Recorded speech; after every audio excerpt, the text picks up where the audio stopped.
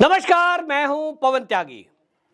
बिहार के मुख्यमंत्री नीतीश कुमार 2024 के लोकसभा चुनाव में नरेंद्र मोदी देश के प्रधानमंत्री को चुनौती देने जा रहे हैं। असल में जो जेडीयू है उसके नेता ने यह घोषणा कर दी कि नीतीश कुमार इस बार मोदी को वाराणसी में चुनौती देंगे और उनको हराएंगे। इस चुनौती के बाद हालांकि मीडिया ने उनको ज्यादा तवज्जो नहीं दी है, क्योंकि मोदी को हराना विपक्षी पार्टी के किसी भी नेता के वश में नहीं है। मोदी जी को हराने के लिए उतनी ही दैवी शक्ति, उतना ही दैवी आशीर्वाद, वैसा ही राष्ट्रीय चरित्र, वैसा ही व्यक्तिगत चरित्र की आवश्यकता है, जो विपक्ष के किसी भी नेता में मुझे तो दिखाई नहीं देता। तो नीतीश कुमार कहां टिकते हैं? कहीं नहीं टिकते। हालांकि जेडीयू के जो नेता हैं, जो दावा कर रहे हैं, वो इसलिए दावा कर रहे हैं, आपको बता दूं कि वो रणछोड़ नाम सुना है ना आपने, युद्ध की भूमि को छोड़कर भाग जाएं। वो जो कहते हैं रणछोड़, एक तो होता है कि युद्ध जीतने के लिए रणनीति के तहत, लेकिन ये जो नीतीश बाबू बिहार छोड़ भाग रहे हैं और यूपी से चुनाव लड़ने का विचार कर रहे हैं, इनका केवल यह मामला है कि इनको पता लग गया कि बिहार में तो भारतीय जनता पार्टी ने 40 में से 40 लोकसभा सीट जीतने का जो अपना लक्ष्य रखा है, उसमें एक भी सीट इनको मिलेगी नहीं। इसके अलावा प्रशांत किशोर जो एक रणनीतिकार हैं राजनीति के, आजकल वो बिहार के गांव-गांव में घूम रहे हैं और पिछले दिनों उसी आधार पर बिहार की जनता का मूड क्या है, उन्होंने एक घोषणा कर दी उसको जानकर कि जेडीयू की एक भी सीट बिहार में नहीं आएगी। जब पीके ने यह घोषणा की, और मैं भी आपको कई बार बता ही चुका हूं कि जिस तरह से नीतीश बाबू पे अब ठप्पा लगा है कि वो एक गद्दार हैं, भारतीय जनता पार्टी को छोड़कर प्रधानमंत्री बनने का सपना देखकर उस पार्टी के साथ मिल गए जिसको गाली दे देकर वो राजनीति में आए। लालू प्रसाद यादव के साथ मिले हैं, जिसके ऊपर आरोप है चारा घोटाले का, जिनके ऊपर आरोप है कि गरीबों की जमीन अपने नाम करा दी, किसी की नौकरी लगवाई। तो ऐसा दोषी जो बिहार के बच्चों का दोषी है, बिहार को पिछड़ापन, बिहार को जंगल राज देने वाला व्यक्ति है, उसके साथ नीतीश बाबू केवल इसलिए गए, उनको लग रहा था कि बीजेपी में रहते हुए तो मोदी है और मोदी के रहते हुए किसी और का चांस है नहीं। उनको लगा कि शायद बीजेपी 2 बार प्रधानमंत्री उनका रह चुका है, तीसरी बार शायद एंटी इनकम्पेंसी के चलते विपक्षी दल को किसी नेता को प्रधानमंत्री बनने का मौका मिल जाए, तो उनको लग रहा है कि मैं तो मिस्टर क्लीन हूं, मेरे पे तो कोई छवि है नहीं खराब मेरी, मैं ही वो दावेदार हो सकता हूं जो प्रधानमंत्री का चेहरा होऊंगा। और सपना देखने में क्या जाता है, उन्होंने सपना देखा, वो आए, जगह जगह गए, नेताओं से मिले, कहीं वो महाराष्ट्र में घूम रहे हैं, कहीं सोनिया के यहां चरण वंदना कर रहे हैं। अल्टीमेटली हुआ ये कि इंडिया अलायंस बना, लेकिन नीतीश बाबू को उसमें जगह नहीं मिली। शामिल तो कर लिए, लेकिन अपमान इतना कि पूछो मत। और इसलिए नीतीश बाबू प्रेस कॉन्फ्रेंस छोड़कर भागे, हमने देखा इंडिया अलायंस की। और आज हालत यह है कि वो तबीयत का बहाना करके मीटिंग में ना जाने की बात कर रहे हैं, क्योंकि उनको समझ में आ गया इंडिया अलायंस में तो एक सूत्री कार्यक्रम कांग्रेस का है कि वहां राहुल गांधी के अलावा और कोई पीएम चेहरा नहीं हो सकता। जब इनको ये हकीकत पता चली तो अब इनको लग रहा है कि क्या करें।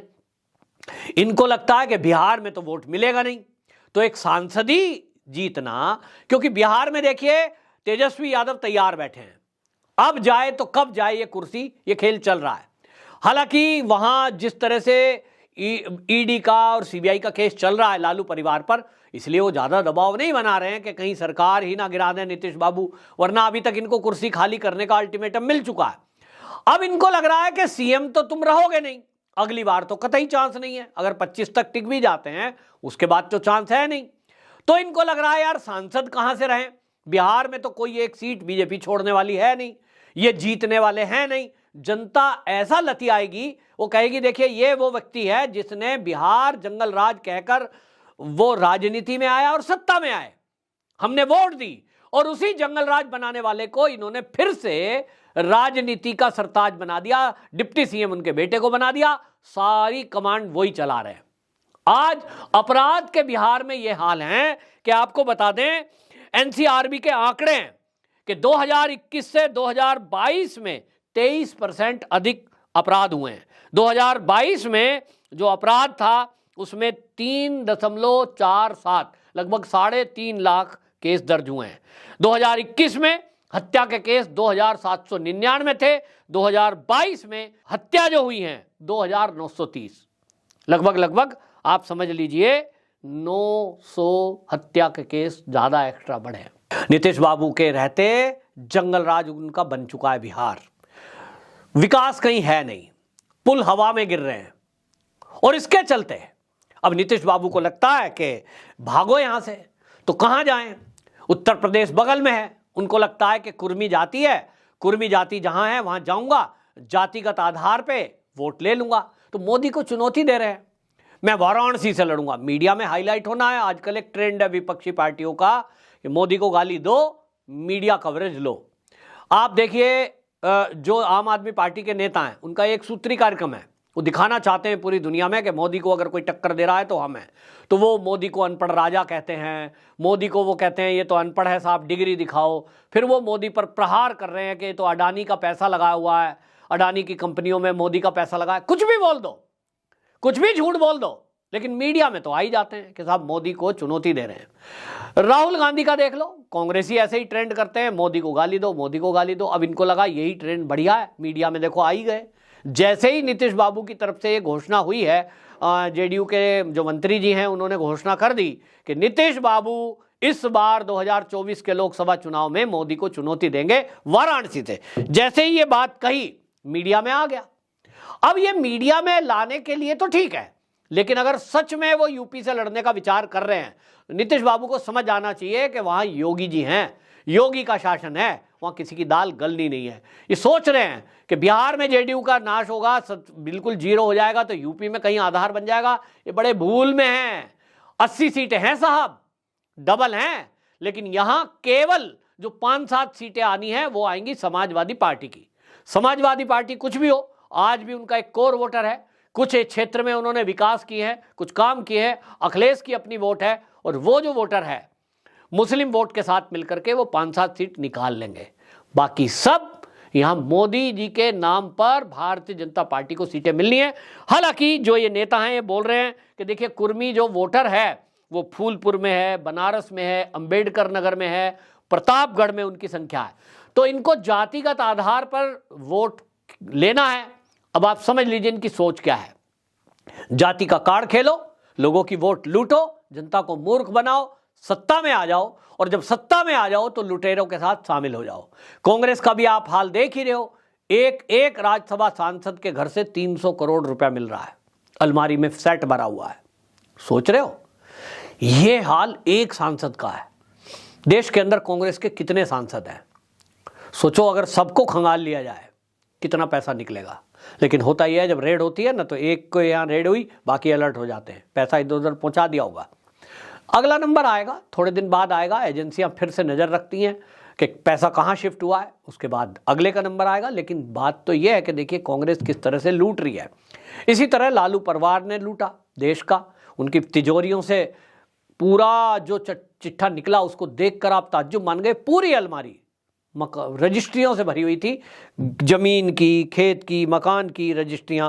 पता चला कहां से आए भैया इतने जमीन आपके पास, तो लोगों को नौकरी लगाई, उन पैसे के बजाय उनसे नौकरी ले ली, मतलब जमीन ले ली। ये भ्रष्टाचारियों का एक दल है इंडिया अलायंस, उसी के सरदार बनने का सपना नीतीश बाबू देख रहे थे। वो सपना जब वहां टूटा तो अब इनको लगता है कि एक सांसद तो बन ही जाऊं।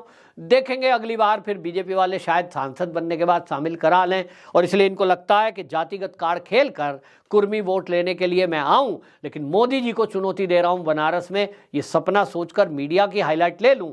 तो मीडिया की हाईलाइट लेने तक ठीक है, लेकिन अगर ये सोच रहे हैं तो मेरे सूत्र हैं। हालांकि बता दूं, पहले कह रहे थे कि मोदी जी साउथ की ही एक सीट से लड़ेंगे इस बार, लेकिन अब जो खबर आ रही है मेरे पास वो ये कि मोदी जी इस बार 2 सीट से चुनाव लड़ने वाले हैं।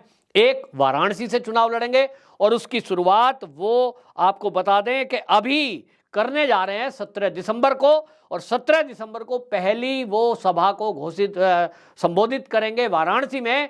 चुनावी बिगुल फूंकने वाले हैं मोदी जी। वहीं आपको बता दें नीतीश बाबू ने भी अपना कार्यक्रम रख दिया है 24 दिसंबर, मोदी जी के जाने के बाद, यानी जो है ये 7 दिन 8 दिन बाद ये अपनी रैली करने वाले हैं। चुनावी बिगुल उत्तर प्रदेश से फूंक रहे हैं। ये बता रहे हैं कि जेडीयू इस बार उत्तर प्रदेश की कुछ सीटों पर उतरेगी। अब देखेंगे क्या होता है। इनको अपनी बेइज्जती करानी है, जमानत जब्त करानी है तो कहीं भी जाएं, ये इनका अपना फैसला है, लेकिन मोदी जी को हराना नामुमकिन है। मोदी जी वाराणसी से लड़ेंगे। और दूसरा जो मेरे पास खबर आ रही है कि वो तमिलनाडु की 2 सीट उनमें से किसी से लड़ सकते हैं। एक है रामनाथपुरम, रामेश्वरम जिसको बोलते हैं, और एक है कन्याकुमारी। कन्याकुमारी सीट में या रामेश्वरम में किसी एक सीट से मोदी जी लड़ेंगे। तो 2 सीटों से लड़ने का विचार चल रहा है। देखते हैं।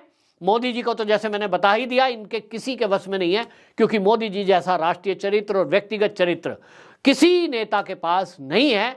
यहां तक कि मेरा दावा यह है कि बीजेपी के अंदर भी कोई ऐसा लीडर मुझे नहीं दिखाई दे रहा है जिसके अंदर उस तरह का राष्ट्रीय चरित्र हो जैसा मोदी जी का है। जो त्यागी और तपस्वी जीवन मोदी जी का रहा है, उसके कारण उनको दैवीय आशीर्वाद भी है, जिसके कारण उनका अपना एक ऑरा है, अपनी एक दृढ़ इच्छा शक्ति है। वो इच्छा शक्ति के कारण ही बाकी चीजें हो जाती हैं। तो मोदी जी को हराना असंभव है, लेकिन नीतीश कुमार केवल मोदी का नाम लेकर, वो कहते हैं ना, नाम लेने से ही मामला तर जाता है, चर्चा में आ गए हैं, उसके लिए ये अच्छा है। बाकी तो ख्याल है, और ख्याल बनाने में, ख्याली पुलाव बनाने में किसी का कुछ नहीं जाता। आपकी क्या राय है? कमेंट बॉक्स में जरूर लिखें। वंदे मातरम।